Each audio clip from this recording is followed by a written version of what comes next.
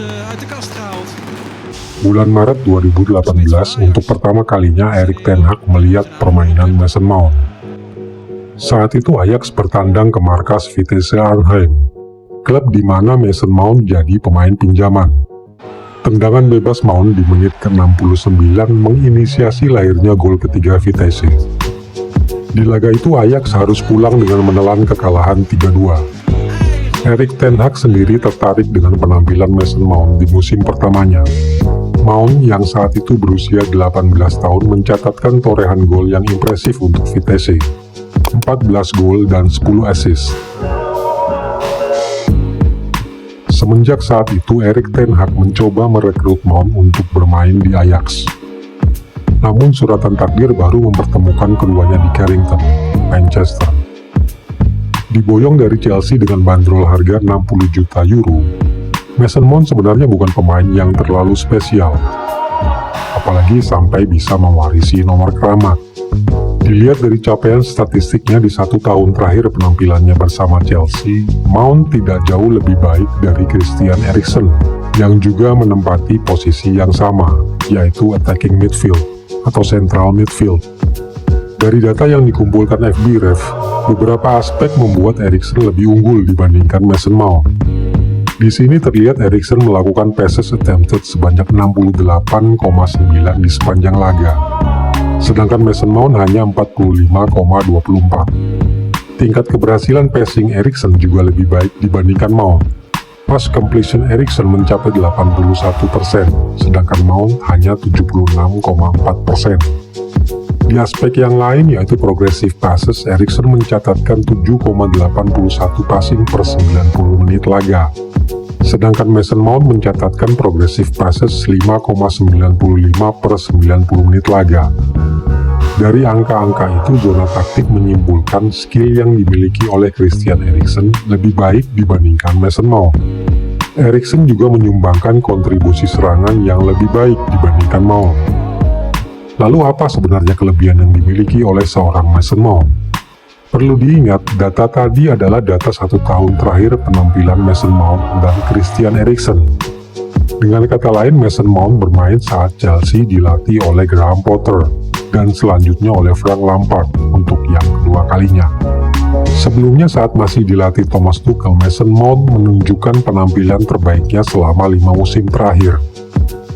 Di era Tuchel, Mount sering diposisikan sebagai winger kanan, meskipun terkadang ia juga ditempatkan di tengah dan kiri lapangan. Di sini terlihat agresivitas dan kreativitas Mount saat diposisikan sebagai winger kiri. Mount punya kaki kanan yang lebih dominan, tapi kemampuannya membaca pergerakan lawan dan juga rekannya membuat Mount selalu bisa menciptakan peluang meskipun berada dalam tekanan.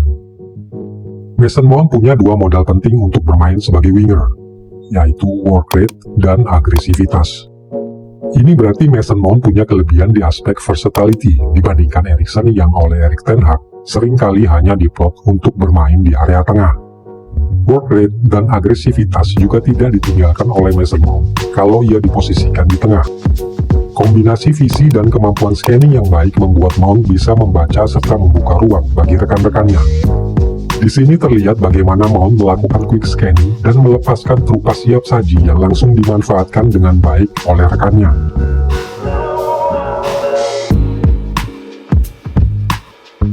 Hanya 4 bulan semenjak Thomas Tuchel diangkat jadi pelatih Chelsea, keterlibatan Mason Mount dalam menciptakan peluang mengalami peningkatan.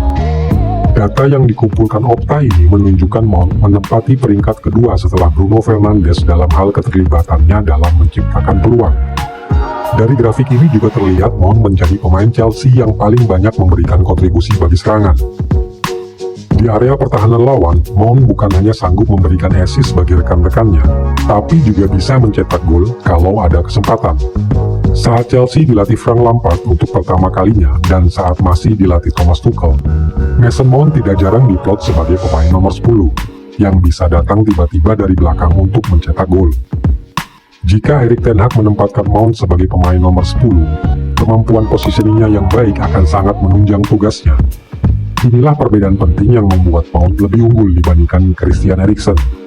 Kemampuan positioning yang baik ditambah dengan visi yang dimilikinya juga menjadikan Mason Mount pemain yang berbahaya, baik di dalam maupun di luar kotak penalti. Di sini terlihat bagaimana Mount yang sudah hampir masuk ke kotak penalti kembali bergerak keluar untuk mendapatkan ruang agar bisa mendapatkan kesempatan menembak yang lebih baik. Tidak sampai setengah musim semenjak Thomas Tuchel diangkat jadi pelatih Chelsea, kontribusi Mason Mount bagi klubnya meningkat signifikan.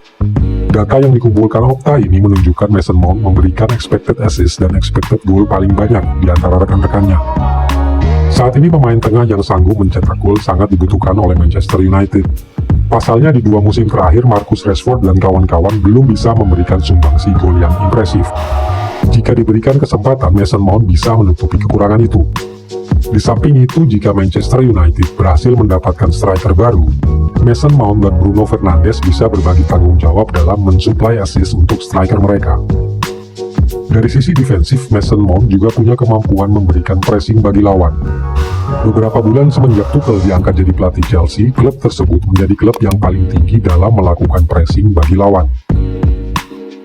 Mason Mount sendiri memberikan kontribusi lewat possession dengan memenangkan possession sebanyak 17 kali dari 19 kali penampilannya bersama Chelsea. Angka ini berada di peringkat keempat di bawah Kevin De Bruyne, Mohamed Salah, dan Ilkay Gundogan. Di laga pre-season ini terlihat bagaimana Mason Mount melakukan pressing dan memanfaatkan possession yang dimilikinya untuk menciptakan peluang. Di tangan pelatih yang tepat, Mason Mount bisa bersinar dan mengeluarkan kemampuan terbaiknya. Kalau diturunkan, Mount juga bisa memberikan suntikan motivasi dan energi yang positif. Hal itu pernah diutarakan oleh Thomas Tuchel saat pelatih Jerman itu masih menjadi pelatih Chelsea. Karena itu tidaklah berlebihan kalau Erik ten Hag punya niatan untuk menjadikan Mason Mount pemain penting bagi Manchester United.